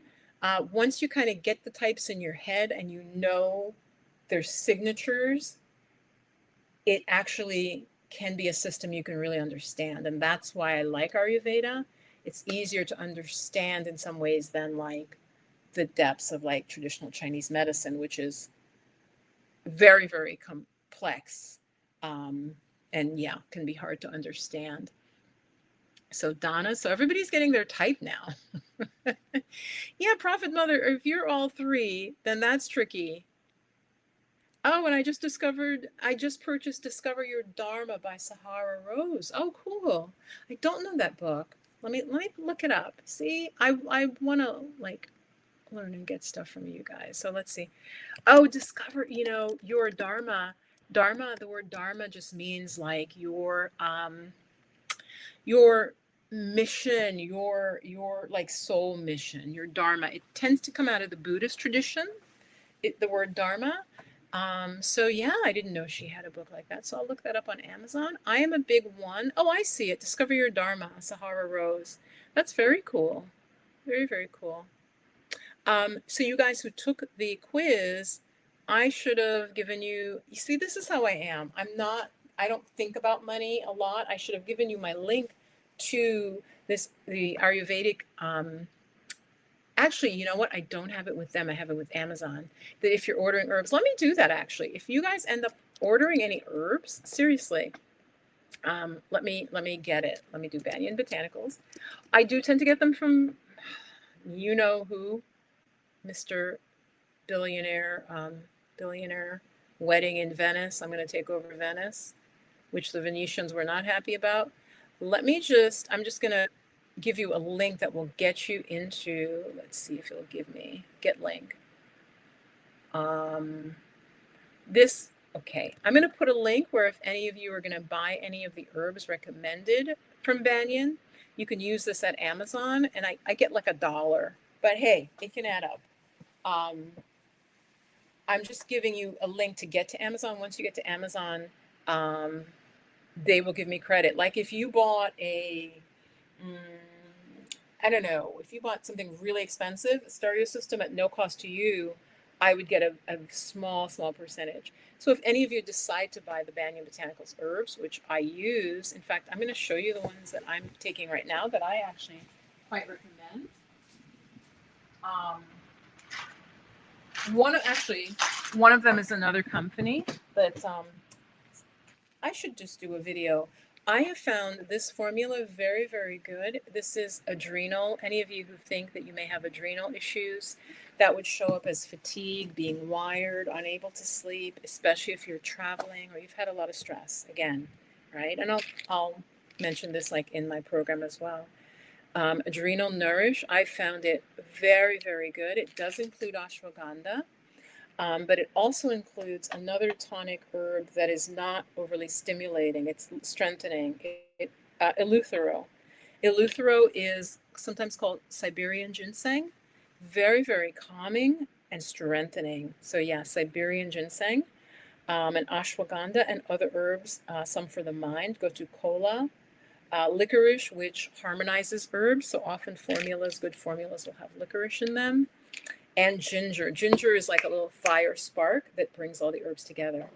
Before I go, as you guys know, I always say to you, again, not even pushing, and I love this company, but whatever company you go to, when you get herbs, you're better off getting an herbal blend because you're less likely to get side effects than if you take just one herb. Because one herb, especially like Western herbs, it may have a drying effect or a heating effect or increased bleeding. Like herbs can have side effects. That's why I always recommend getting a formula for what your issue is, because the formula will have been designed so that one herb counters the other. Okay? Does that make sense? You guys still with me? Did I lose you? And hold on, let me turn my light back on. So, like I said, most good herbal formulas will have something like black pepper in them or a little bit of ginger, because that gives a it like activates the herbs.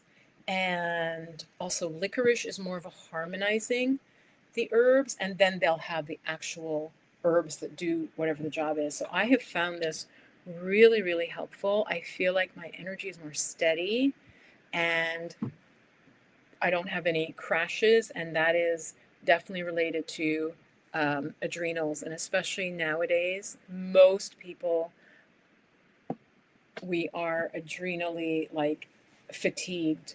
And so, yeah, this is one I definitely recommend. You could go through the link if you want to look it up. The link isn't directly for this one. Let me see if I can get the link for this one from Amazon to share with you.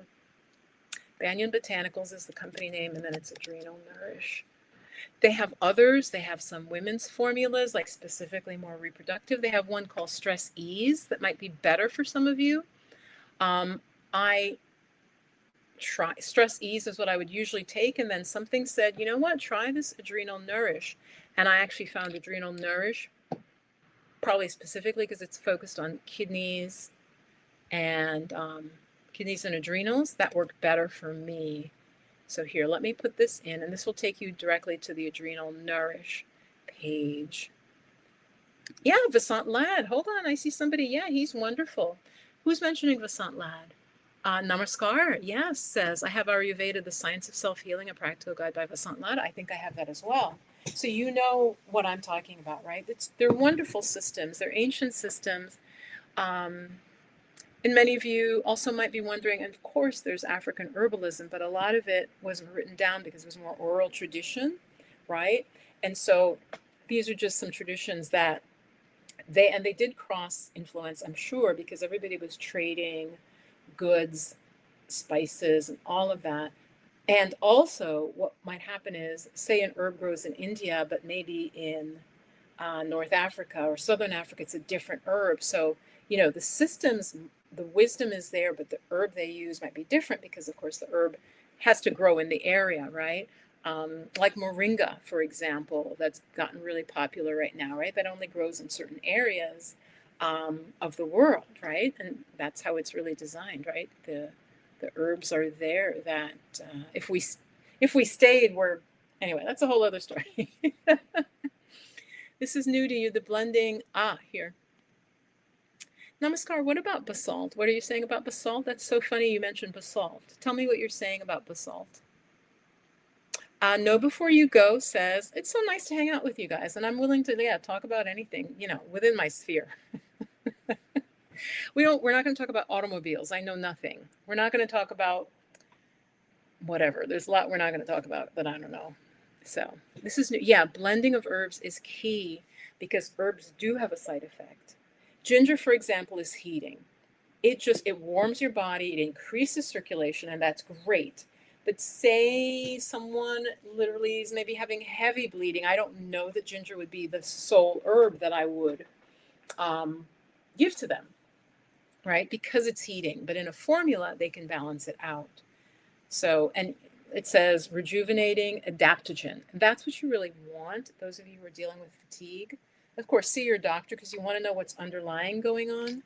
But an adaptogen is an herb that are herbs that balance you depending where you are, but they're balancing herbs. Here it says, Adrenal Nourish is made with adaptogenic herbs, traditionally used to nourish and replenish the adrenal glands while supporting healthy energy and overall resilience. So this is not a formula that's stimulating. And here I am getting, it's a little complex. Some of you would probably think, well, why don't I just take ginseng? If your adrenals are, some things can be almost too stimulating, and more what you need is nourishing, if that makes sense, right? It's the equivalent of, you know how you're tired? Um, I give this example. I once had some finals or something I had to get ready for, and I literally couldn't sleep, and I took caffeine pills. I took like four. I was so wired. I was so awake, but it was like a zombie awake, right? You know what I'm saying? I was like, like I wanted to not be awake, but I had amped my system up that high, right? So you want to be careful um, not to do that, right? And that using coffee as an example. When your adrenals are fatigued, you want to build yourself slowly. You don't want to, it's like you don't want to, this is what I say, you don't want to like take a stick and hit the tired donkey. What you need to do, the donkey's tired, feed the donkey, rest the donkey, and then it can continue on. In the West, we're more like, let me just beat it or give it something to stimulate it artificially, right? Do you get that analogy? I know it makes sense for some of you. Oh, it was a misspelling. So what were you saying? It's funny you said basalt though, because basalt came up for me in a shamanic journey quite a while ago, but it's linked to something for me shamanically. So namaskar, it's funny you say basalt.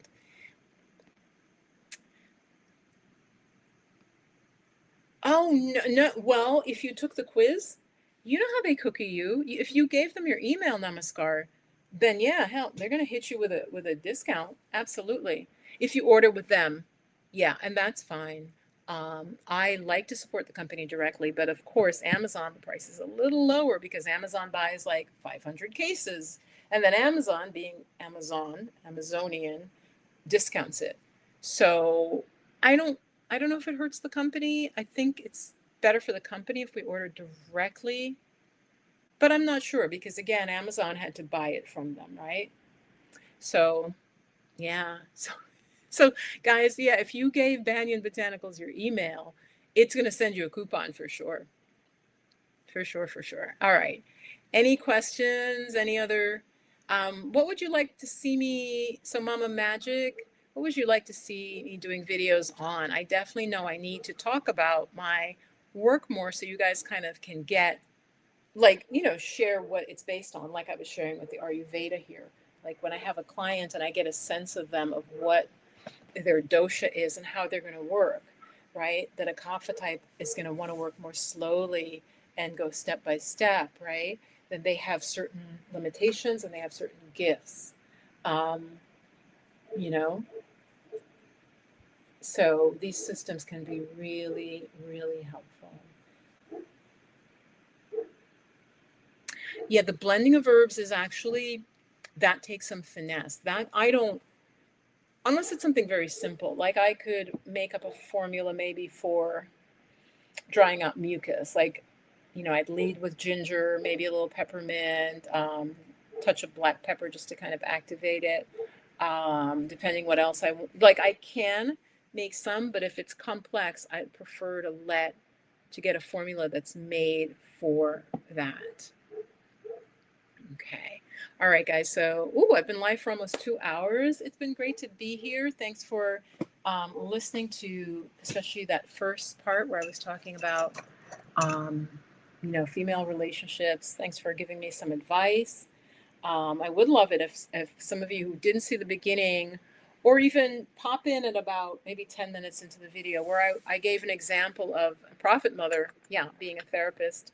Um, and I need to actually get my therapist when I'm moving abroad and when I'm abroad. But where I felt like maybe I was being gaslit a little bit, told that, oh, yeah, it shouldn't be a problem. Um, and I shared a story, and some of you gave me feedback that, yeah, that sounds a little bit wonky. So thank you for that. And yeah, I'm going to go. It was nice hanging out with you guys. Namaskar says, thank you, Viv. Yes, it was lovely. Lovely, lovely, lovely. I like a Banyan because they test their herbs. Um, so I just trust them as a company. For instance, they stopped selling something because they were like, this herb is getting endangered and we don't want to contribute to that, right?